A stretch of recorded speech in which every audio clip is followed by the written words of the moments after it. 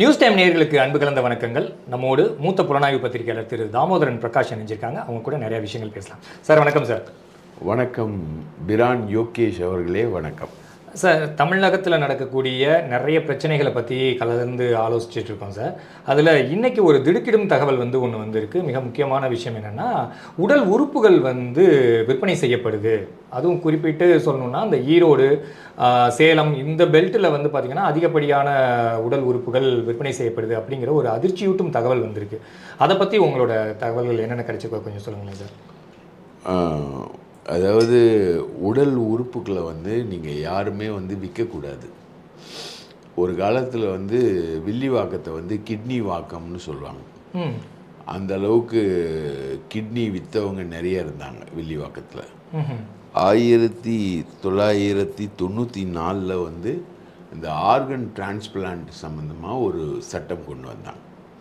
அதுபடி பார்த்திங்கன்னா ஒரு கமிட்டி ஃபார்ம் பண்ணியிருக்காங்க இவங்க அரசு.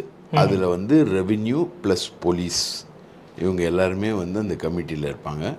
டிஸ்ட்ரிக்ட் லெவலில் ஒரு கமிட்டி இருக்கும், மாநில அளவில் ஒரு கமிட்டி இருக்கும். ஓகே. இந்த டிஸ்ட்ரிக்ட் லெவல் கமிட்டி தான் முக்கியமான கமிட்டி.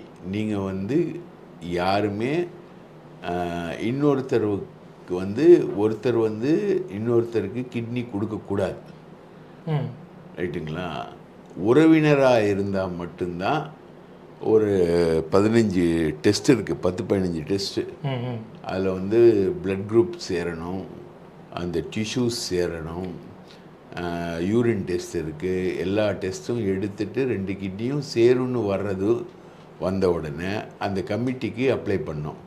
அந்த கமிட்டி தாசில்தார், விஏஓ எல்லோரும் சேர்ந்து நீங்கள் சம்மந்தப்பட்டவங்களுக்கு குடும்ப உறுப்பினரா அப்படின்னு சொல்லிட்டு அவங்க செக் பண்ணுவாங்க. செக் பண்ணிவிட்டு அதுக்கப்புறம் அவங்க மருத்துவமனைக்கு பரிந்துரை செய்வாங்க.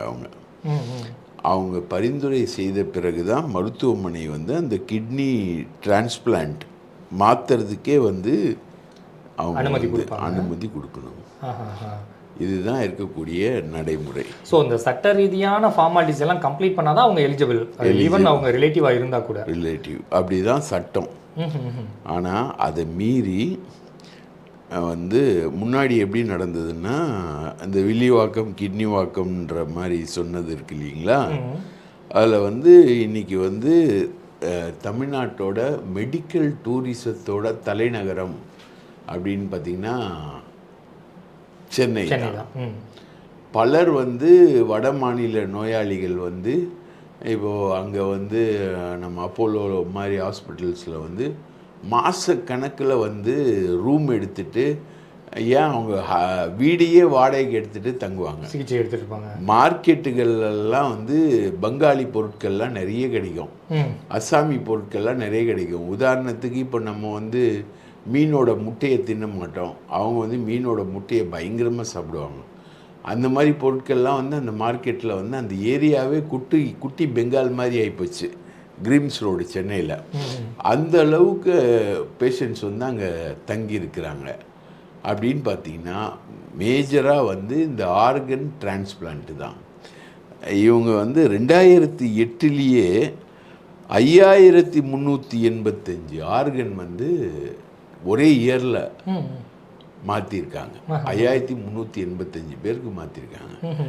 இப்போ இதெல்லாமே ஒரு கமிட்டி மூலமாக ஒரு கமிட்டி அப்ரூவல் பண்ணிவிட்டு மாவட்ட அளவில் ரெவின்யூ, தாசில்தார் இவங்கெல்லாம் அப்போ போலீஸு இவங்கெல்லாம் பார்த்து அப்ரூவல் பண்ண ரிப்போர்ட் அடிப்படையில் தான் அவங்க கிட்னியை டிரான்ஸ்பிளான்ட் பண்ணணும். ரைட்டுங்களா? கிட்னி உட்பட, லிவர் உட்பட எல்லாம். இப்போ சசிகலா நடராஜன், சசிகலாவுடைய கணவருக்கு லிவர் போயிடுச்சு. ஒரு பையன் அதுக்காகவே ஆக்சிடெண்ட் ஆன மாதிரி இருந்தது. ஆக்சிடெண்ட் ஆகி பிரெயின் டெட் ஆகி அவனுடைய லிவரை ஹெலிகாப்டரில் சென்னைக்கு கொண்டு இவருக்கு மியாட் ஹாஸ்பிட்டலில் இவருக்கு டிரான்ஸ்பிளான்ட் பண்ணி எல்லாமே பண்ணாங்க. இப்போ அதுக்குன்னே அவன் ஆக்சிடெண்ட் ஆன மாதிரியே இருந்தது. இது மாதிரி பணக்கார வியாபாரிகள், வியாதிஸ்தர்கள் அவங்களுக்கு தேவையான ஆர்கனை வந்து இந்த மாதிரி பிரெயின் டெட்டான பேஷண்ட் கிட்டேருந்து பெறணும்னாலும் நீங்கள் வந்து அந்த கமிட்டிக்கிட்ட அப்ரூவல் வாங்கணும். கவர்மெண்ட் ஹாஸ்பிட்டல்களில் என்ன நிலவரம்னா இன்றைக்கி பல ரெக்கமெண்டேஷன்ஸ் வந்து நமக்கு வரும். Open heart surgery, heart surgery உட்பட வந்து அவங்க பண்ணுறதுக்கு டேட் குறிச்சிட்டு தூக்கி போட்டுருவாங்க. அந்த மாதிரி சூழலில் வந்து அவங்களுக்கு ஏதாவது ஹெல்ப் பண்ணுங்க அப்படின்னு சொல்லிட்டு நம்மக்கிட்ட வருவாங்க. நம்ம அந்த டீன்கிட்ட எல்லார்கிட்டையும் நம்ம பேசி இது பண்ணுவோம். இப்போ இந்த கமிட்டிலையும் மருத்துவத்துறை அதிகாரிகளும் இருக்காங்க. மருத்துவத்துறை, வருவாய்த்துறை, போலீஸ் எல்லாருமே இருக்காங்க. இந்த கமிட்டிகள் தான் வந்து இந்த ஆர்கனை வந்து டிரான்ஸ்பிளான்ட் பண்ண ட்ரை பண்ணி அது அந்த அளவுக்கு தான் நடக்குதுன்னு இது வரைக்கும் நம்பப்பட்டு வந்தது. ஆனால் பள்ளிப்பாளையத்தில் உட்பட அந்த நெசவாளர் ஏரியாக்களில் அவங்க வந்து கந்து வட்டி அதிகமாக வாங்குவாங்க. வாங்கினா அவங்களுக்கு வேலையும் இல்லாமல் போகும். 10% வட்டி, 20% வட்டிக்கெலாம் வாங்குவாங்க.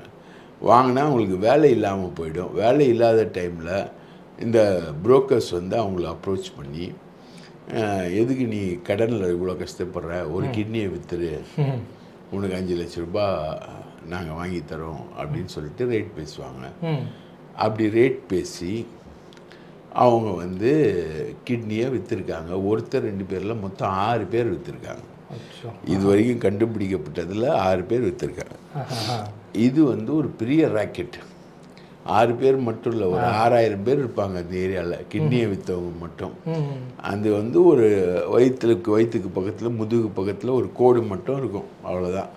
அவங்க கிட்னியை விற்றவங்களா இருப்பாங்க. அப்படிப்பட்டவங்க தான் வில்லிவாக்கத்தில் அந்த காலத்தில் பிடிப்பட்டு வில்லிவாக்கம் கிட்னி வாக்கமாச்சு. அந்த மாதிரி இப்போ வந்து பள்ளிப்பாளையம், நாமக்கல் பக்கத்தில் கிட்னி பாளையம் ஆயிடுச்சு. அந்த மாதிரி ஒரு பெரிய டீமை வந்து பிடிச்சி சார். எப்படி சார் இதுக்கு வந்து இப்போ கவர்மெண்ட்டில் வந்து ஆன்லைனில் தானே சார் ரெஜிஸ்டர் பண்ணி வைக்கணும்னு சொல்லுவாங்க. அந்த ஆர்டர் படி தான் கவர்மெண்ட் வந்து சேங்ஷன் பண்ணுங்கிறாங்க. ஸோ இதில் எப்படி சார் இந்த மாதிரி முறைகேடு நடந்திருக்க வாய்ப்புகள் இருக்குது? நடந்திருக்க எல்லாத்துலேயுமே முறைகேடு நடக்குமே. இப்போ இந்த கமிட்டி தான் அப்ரூவல் பண்ணோம், அந்த கமிட்டி காசு கொடுத்துட்டா முடிஞ்சு போச்சு. மொத்தம் இந்த பேஷண்ட்டுக்கு மட்டும் ஒரு பேஷண்ட்டு சாட்சியமே கொடுக்குறாங்க.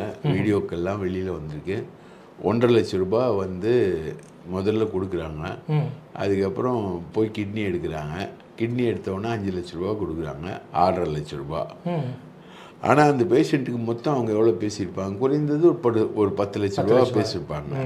3 லட்ச ரூபாய் ஏற்கனவே புரோக்கர்ஸ் அடிச்சிட்டாங்களா. அது இல்லாமல் புரோக்கர்கள் தனி காசு. அது இல்லாமல் அந்த மருத்துவமனைக்கும் அந்த வேலையை செய்கிறதுக்கும் அதுக்கு ஒரு 10 லட்ச ரூபா.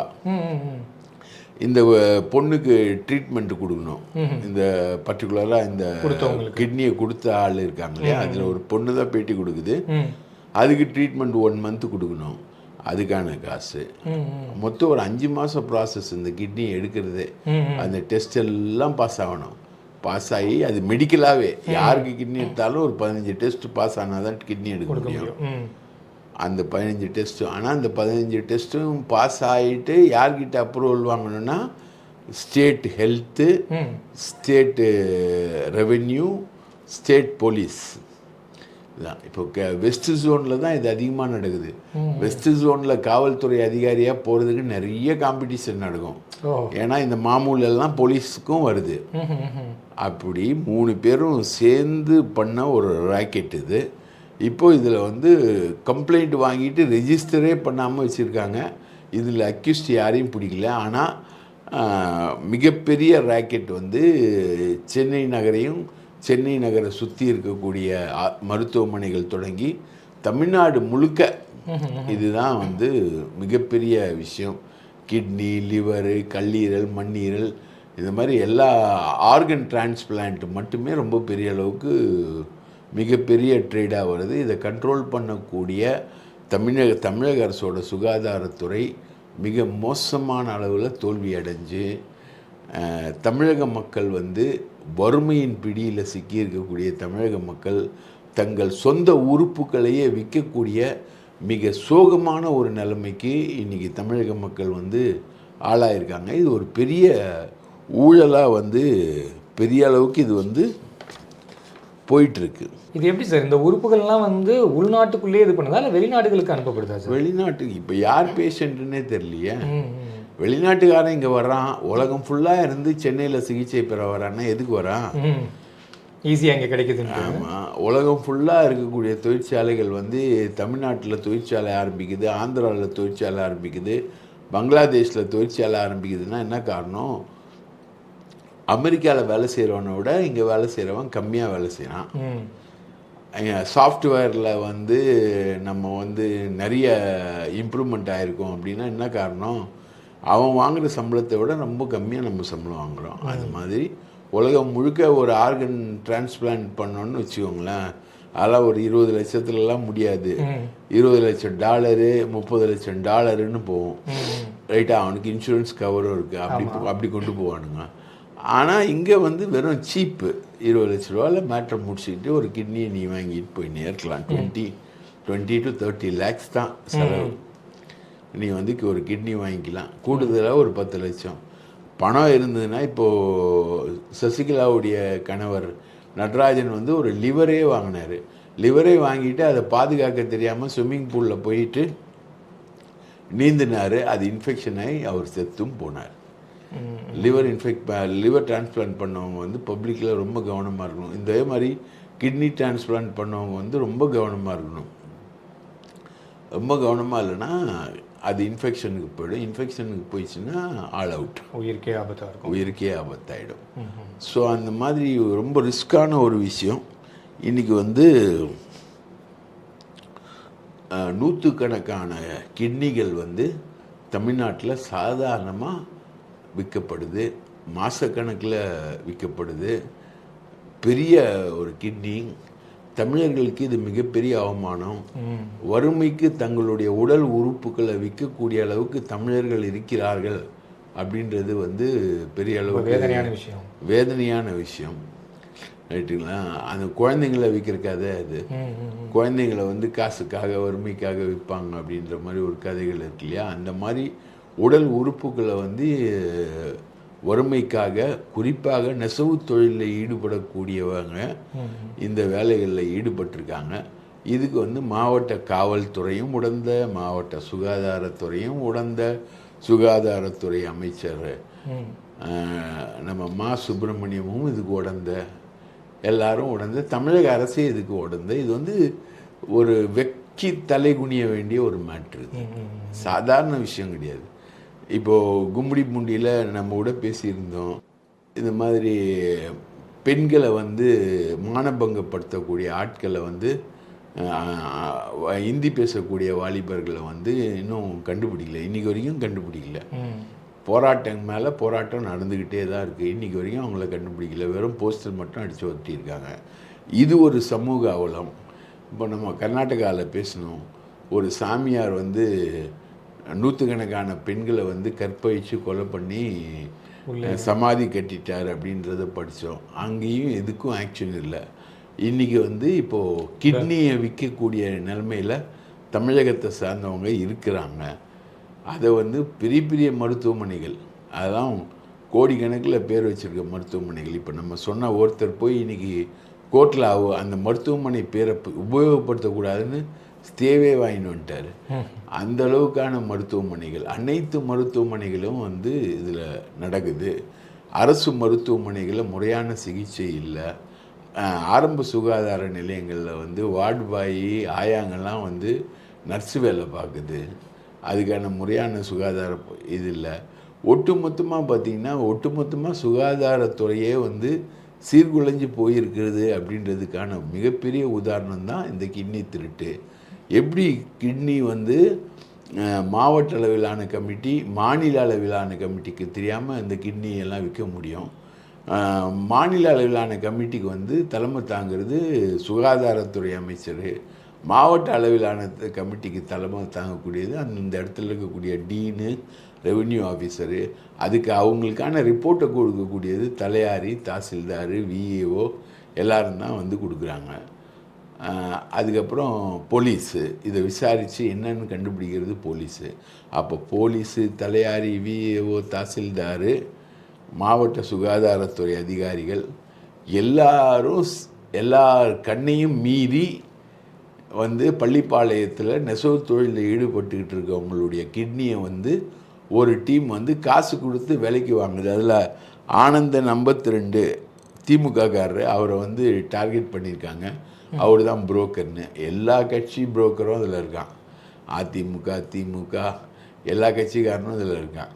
அவங்க எல்லாருமே இது வந்து ஒரு மிகப்பெரிய தொழிலாக வந்து பண்ணிக்கிட்டு இருக்காங்க. எல்லாமே லட்சக்கணக்கில் காசு வரக்கூடிய ஒரு தொழிலாக வந்து. இப்போ குழந்தைய கடத்தி எடுத்துன்னு போய் விற்கிறான்னா அதில் வந்து லட்சக்கணக்கான காசு பொருளுது. அதே மாதிரி அதுக்கு அடுத்த தொழிலாக வந்து கிட்னியை விற்பனை செஞ்சால் அதுலேயும் நிறைய காசு வருது. இப்படி எல்லாத்துலேயும் காசு வரக்கூடிய விஷயமாக தான் இந்த தொழில்களும் இந்த துறைகளும் தமிழ்நாட்டில் மாறிக்கிட்டு இருக்குன்றது தான் மிகப்பெரிய கேவலமான ஒரு சூழல். இப்போ பள்ளிப்பாளையம்ங்கிறது வந்து சிக்கனுக்கு தான் ஃபேமஸ்ன்பாங்க, பள்ளிப்பாளையம் சிக்கன். ஆனால் இன்றைக்கி வந்து கிட்னிக்கு ஃபேமஸ் ஆகிட்டு இருக்குது. இவங்க கண்டுபிடிக்கப்படும் பட்சத்தில் என்ன மாதிரி தண்டனைகள் சார் கிடைக்கும் அவங்களுக்கு? இவங்க பிடிச்சாங்கன்னா அந்த பெரிய நெட்வொர்க்காக போயிட்டே இருக்கும். நிறைய பேர் ஜெயிலுக்கு போவாங்க. எப்படி வந்து கர்நாடகாவில் அந்த கற்பழிக்கப்பட்டு பணமாக்கப்பட்டவங்களுக்கு இன்றைக்கி வரைக்கும் கண்டுபிடிக்க முடியாமல் இருக்காங்க இல்லையா, அந்த மாதிரி. ஏன்னா கண்டுபிடிச்சா நிறைய பேர் மாட்டுவாங்க, இதையும் கண்டுபிடிக்க மாட்டாங்க. ஏன்னா கண்டுபிடிச்சா நிறைய பேர் மாட்டுவாங்க, எல்லாம் ஜெயிலுக்கு போக விரும்ப மாட்டாங்க இல்லையா. அரசியல் வந்து உள்ளே வந்துடும், யாரும் அதுக்குள்ளே ஈல்டாக மாட்டாங்க. இதுதான் இந்தியாவோட சோகமே தான். மேஜர் திருட்டுகள் எதுவுமே கண்டுபிடிக்கப்படுறதே இல்லை. கடந்த அதிமுக ஆட்சியில் நிறைய திருட்டு வேலைகள் பண்ண அமைச்சர்கள்லாம் இருக்காங்க, யாரும் ஜெயிலுக்கு போகலையே பெரிய அளவுக்கு. ஏன்? அதுக்கு அதில் நோன்னா இன்னொருத்தன் மாட்டுவான், அந்த மாதிரி தான். இப்போது இந்த கிட்னி ராக்கெட் வந்து 6 பேருக்கு வந்திருக்கு. 6 கிட்னி திருட்டை கண்டுபிடிச்சிருக்காங்க. இந்த 6மே எப்படி அப்படின்றத நோண்டி போனீங்கன்னா ஒரு 60 பேர் மாட்டுவாங்க.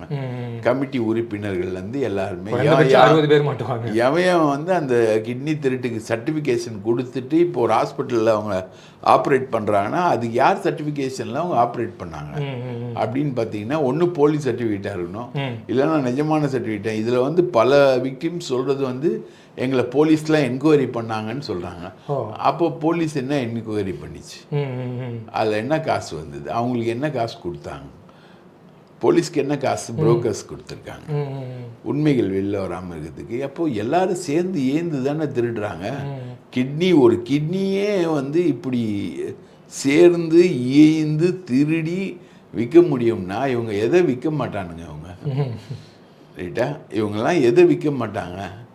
அப்போ வறுமைக்காக, கந்து வட்டி கொடுமைக்காக ஒரு கிட்னியே விற்கக்கூடிய லெவல்லையா தமிழகத்தை சார்ந்த நெசவாளர்கள் இருக்கிறார்கள் அப்படின்றதே வந்து தமிழகத்துக்கு ஒரு மிகப்பெரிய அவமானம் கிடையாதா அப்படின்றது தான் நம்ம இங்கே பதிவு பண்ண விரும்புகிறோம்.